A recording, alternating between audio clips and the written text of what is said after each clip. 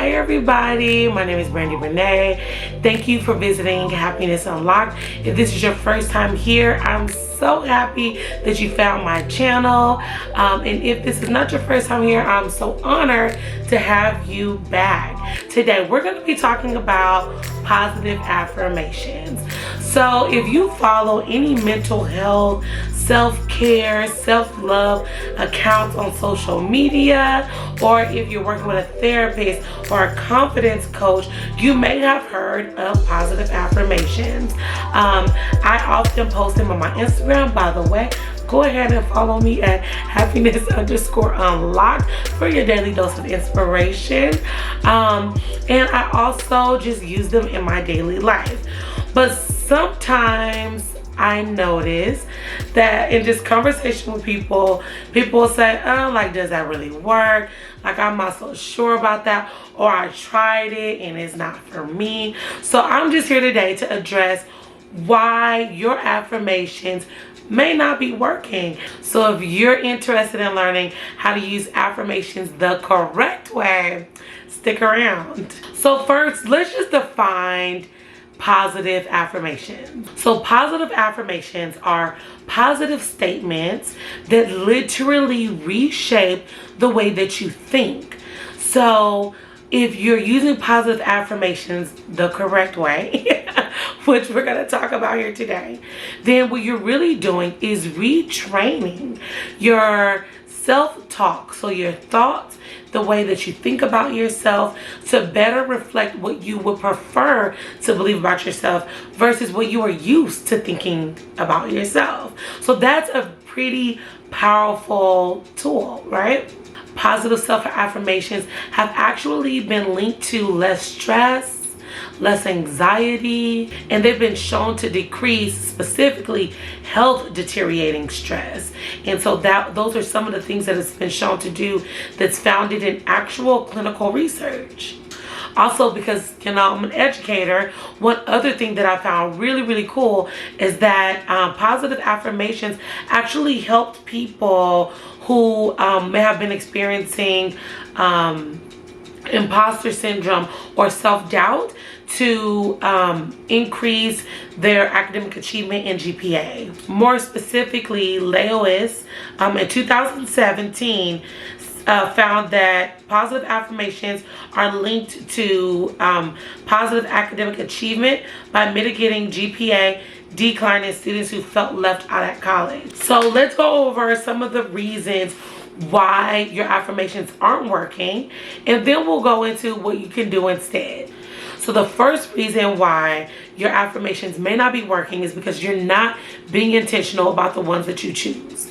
So like I said, if you're using a self-care app, or if you're following a lot of people who offers positive self-affirmations, or you're just pinning a ton of them on Pinterest, and every one that sounds good, that seems awesome, you're just like, okay, that's the affirmation I'm going to use today. So you're not really being intentional about the negative self-talk that you might want to combat. So it takes for you to be a little reflective about what it is that you want to work on or need to work on in order for you to identify which positive affirmations are worth your time. So the second reason why these positive affirmations may not have been working for you is because you're not taking the time to manifest them. So it's not enough to just see a positive affirmation and repost it and say, oh my gosh, like, I really love that. That is great. Whoever thought of that is amazing. That really made me feel good in this moment. And then move on from it and never come back to it. So that's not manifesting a positive affirmation. And we'll address how you can actually manifest positive affirmations very shortly. The third thing that you might be doing is similar to the second one, and that's that you're maybe fetching too wide of a net of a positive affirmation. So you're being intentional about the ones that you choose. Maybe that you are taking time to sit with them, but you're working on so many at a time. And then the intentionality starts to slip away a little bit. That's why number 2 and 3 are really connected. So now let's talk about what you should be doing instead. So the first thing that you should do is to reflect, and I kind of hinted to this in my first kind of like what you might be doing wrong, is to just reflect and start to take stock of the things that you say to yourself, or the things that you may be insecure about, or things that are bothering you, and make a list of those things. And then make a list of the things that you want to actually believe about yourself. The next thing you want to do is to make space for yourself, hold space for yourself, and get into a place in the vibe where you can actually be open to receiving these positive affirmations. So that might look like you taking in a few deep breaths,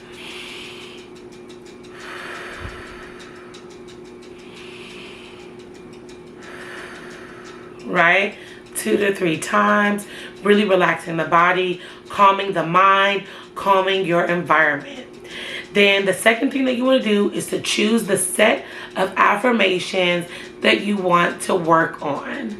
So one affirmation that I sat with for a long time, for months, because this was one that I really needed to work on. So for example, I'll use, I don't have to be perfect to be accepted. And so I would stand in front of a mirror. So this is step 2. Stand in front of a mirror if you have one available, and look at yourself and say it. I don't have to be perfect to be accepted. I don't have to be perfect to be accepted. I don't have to be perfect to be accepted. I don't have to be perfect to be accepted. And you want to say that affirmation 3 to 5 times and really think about it and say it like you believe it until you begin to believe it.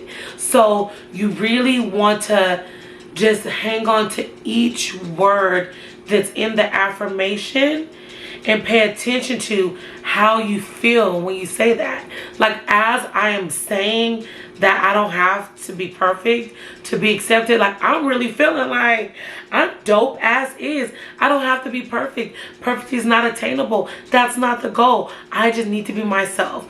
Me as I am is acceptable. When you open up that space and you focus on one, you really start to believe it and say it like you believe it. So if I just sit there like, I don't gotta be perfect to be accepted, I don't have to be perfect to be accepted, and I'm just going through the motions, it's not gonna work. You're not actually going to manifest that affirmation.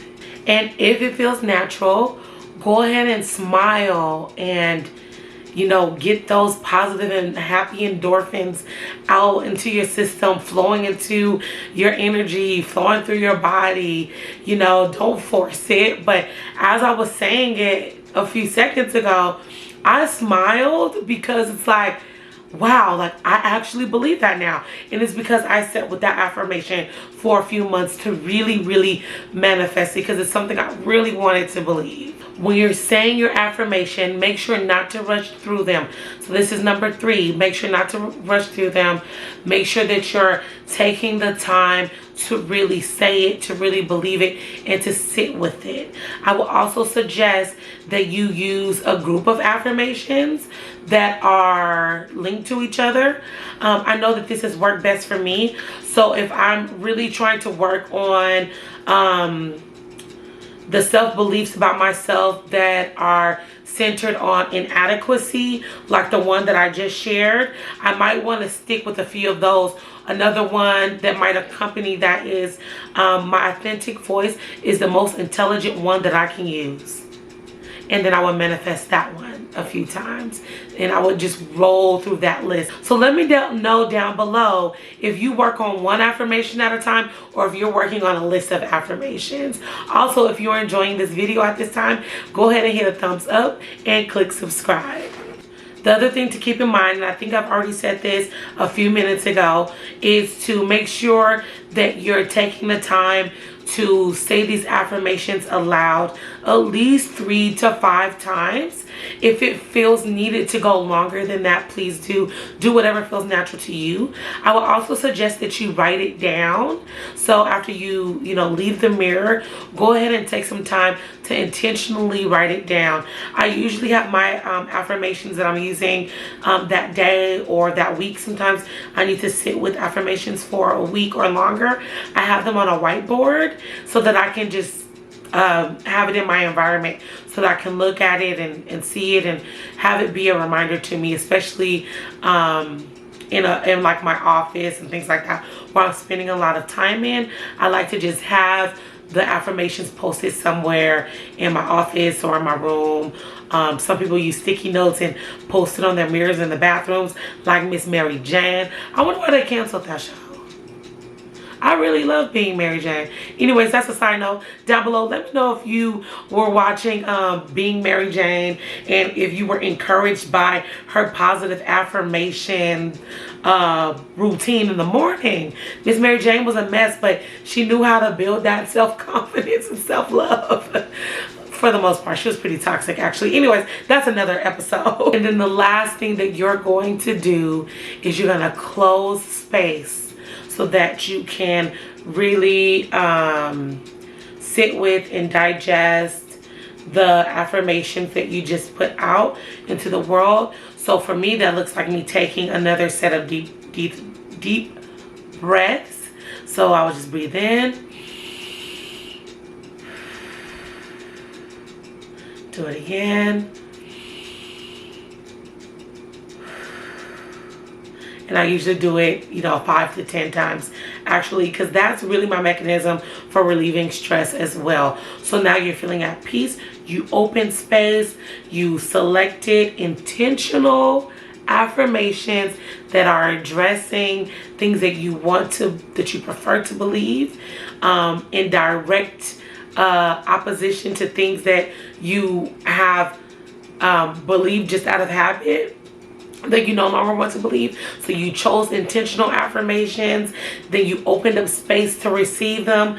You said them in the mirror, you've written them down, you said them slowly enough, you've smiled if it felt natural, and then you close up the space. I think it's really a good practice to start your affirmation routine in the morning and also doing it again at the end of the day.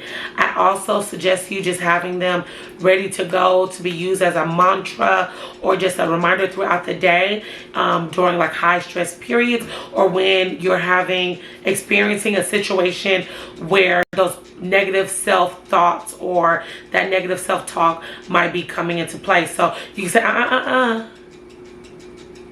I don't have to be perfect to be loved. I don't have to be perfect to be accepted. And sometimes you're not in this space where you can really say it. But if you're in a meeting or something, you can be writing it down. I don't have to be perfect to be loved. Or you can be thinking it. Oh, yeah, I just thought it. And so this is such a powerful tool. I hope that this video was helpful. If it was, go ahead and subscribe to my channel. I'll be back next week with another video centered on self-love, relationships, mental wellness, or personal growth. Until next time, light and love. Peace.